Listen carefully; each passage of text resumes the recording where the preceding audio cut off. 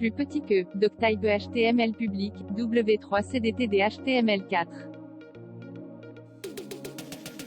0 transitional, en http://www. w3.org/tr/rect-html40/loose. DTD plus grand que dans son édito de ce lundi 4 novembre, Paul Sugy, journaliste au Figaro, revient sur le refus d'Emmanuel Macron d'accéder à la demande de Marine Le Pen sur le financement de la campagne présidentielle. C'est le sujet qui revient de façon récurrente sur les lèvres des commentateurs à l'aube d'une campagne présidentielle, mais où vont-ils donc trouver l'argent ? Sujet qui nourrit bien des fantasmes, car derrière le financement d'une campagne politique se dessinent bien des indices sur le sérieux ou non d'une candidature, la capacité d'un candidat à mobiliser un vaste réseau derrière lui.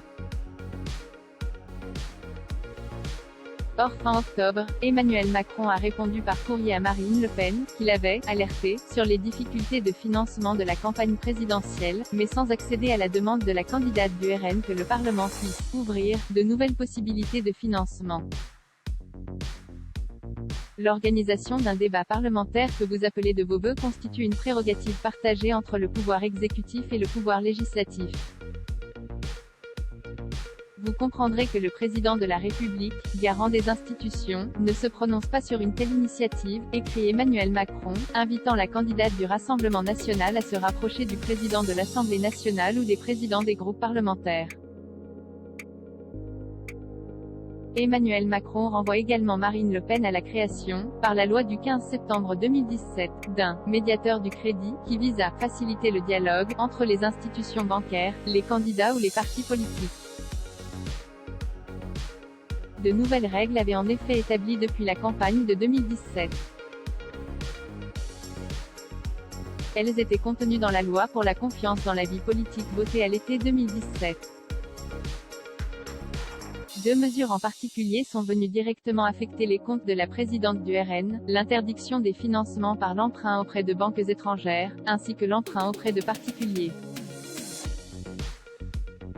La décision peut paraître louable, encore faut-il s'assurer que les banques françaises prêtent aux candidats, ce à quoi elles sont généralement loin d'être enclines, peu fiables, très exposées pour elles, ces prêts ne sont pas toujours, tant s'en faut, un investissement rentable. Alors cette loi institue également, au fond, une prime à la primaire, bienheureux les partis qui en organisent et qui peuvent ainsi faire supporter directement une partie du financement de la campagne dans l'ensemble. Si l'on regarde toutes les dernières élections présidentielles, le montant du financement de campagne permet presque à chaque fois de prédire quel candidat va l'emporter à la fin de l'élection. Seule exception notable, 2012, où Nicolas Sarkozy avait dépensé un tout petit peu plus que François Hollande. Mais d'ordinaire en France, le candidat élu est le candidat le plus dépensier. C'est d'ailleurs pour cela que le financement des campagnes est plafonné, mais encore faut-il qu'il le soit de façon réaliste, pas comme en Russie où le plafond est tellement bas qu'il est strictement impossible à un candidat de financer honnêtement sa campagne et de produire des comptes sincères.